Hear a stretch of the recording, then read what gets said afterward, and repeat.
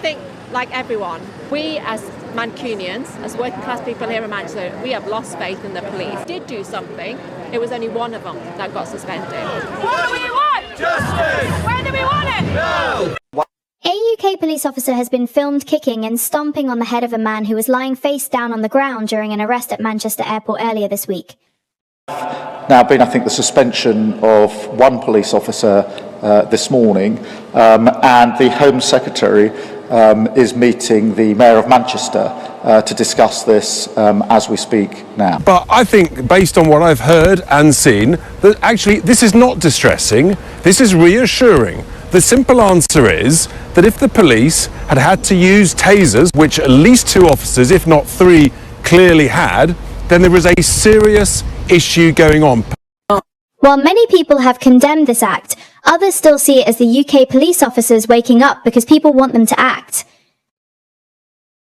The police had used some appropriate action last week in Leeds, rather than running away, then maybe the riots wouldn't have been quite so bad in Hare Hills last week. The vast majority of tens of millions of British people want the police to do their job and want people who are going to cause trouble, frankly, to have some respect and fear of the police. It's incredibly straightforward. Listen. If you look at the footage, the men's faces are covered, so no one could see them. So what if the man was armed? What if he had weapons with him? Should the officer not defend himself and the country?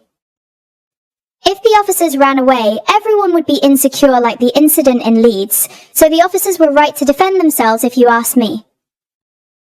Well, in today's video, we will tell you everything that happened in Manchester Airport that made the police kick a man prone on the ground. So if you've not already, subscribe to our channel and ring the bell for upcoming updates. Now, pay close attention. The male officer is seen holding a taser over the man before kicking him in the head, while other officers shout at onlookers to stay back in a video shared widely on social media platforms. Greater Manchester Police said in a statement that firearms officers had been attacked during an arrest following a fight in the airport terminal on Tuesday. It said it had referred itself to the Independent Office of Police Conduct (IOPC) over the events, and that one officer had been removed from operational duties.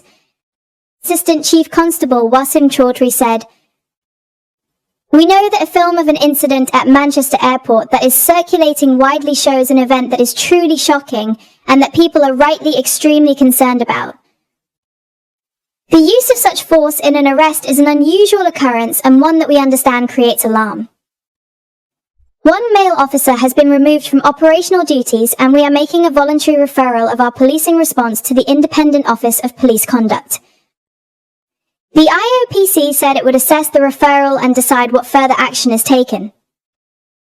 Officers were called to the airport around 8:25 p.m. local time on Tuesday after receiving reports of an altercation involving members of the public, a police spokesperson told BBC. 3 officers were punched to the ground in a violent assault when they attempted to arrest one of the suspects, they added. As the attending officers were firearms officers, there was a clear risk during this assault of their firearms being taken from them. The 3 officers were taken to hospital for treatment, with one suffering a broken nose. The incident at Manchester Airport on July 24th, 2024 has raised serious concerns about the use of force by the Greater Manchester Police. The police have acknowledged the disturbing nature of the incident, with Assistant Chief Constable Wasim Chaudhry stating that the use of such force in an arrest is an unusual occurrence and one that we understand creates alarm.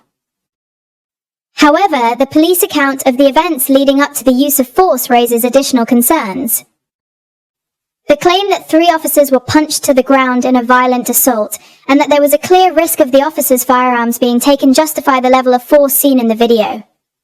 Questions remain about whether de-escalation tactics were attempted and whether the use of a taser and physical strikes to the head were proportionate responses.